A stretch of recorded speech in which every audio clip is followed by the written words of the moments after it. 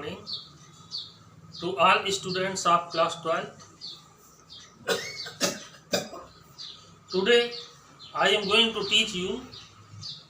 The topic is poetry. The name of poetry is The Song of the Free, composed by Swami Vivekananda. So before going to the poem, we may understand about the poet that Swami Vivekananda was the great saintly scholar. He was the great Hindu saint whose name and fame has been spread throughout the world due to his philosophy of life, due to his Hindu religion, and due to his approach to the God. In this poem, the poet has shown his deep love, deep respect, deep belief in God who is Almighty in the universe. I want to tell you that the poet was a great scholar and he had great knowledge of Hindu religion, philosophy. He was representative in the seminar of the Parliament of Religion, which was held in America once. So he reached there and he spoke in Hindi language in so charming way that all the audience were impressed by his respectable speech. The poet is religious minded and he is also having the knowledge of Vedas and the Hindu culture. In this poem, he says God is Almighty. Soul is the part of the God. God is immortal, that's why soul is also immortal. That's why none can harm the soul, because soul is immortal. Neither any kind of difficulty, any kind of torture cannot affect the soul. The poet says that the best thought comes out from the heart when our soul is stirred, is troubled. As he says, the snake hisses and spread the wood when he is wounded.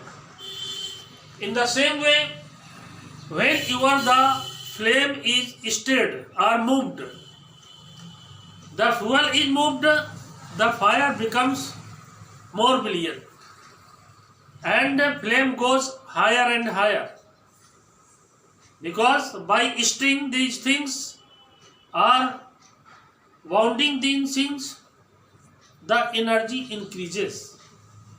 In the same way, when any lion is wounded,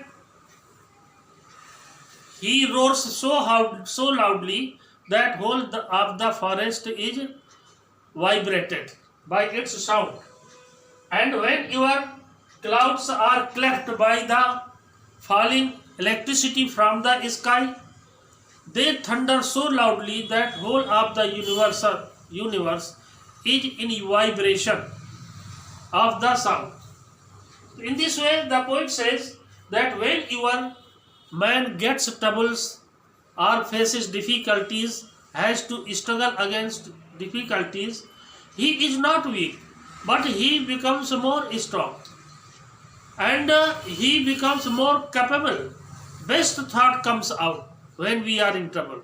So he says that man should not be disappointed from the difficulties of human life, because human lives come and they encourage the people, they make the capable to get success in the life. If there are not difficulties, man cannot estimate about his energy, capacity or power of his physical body.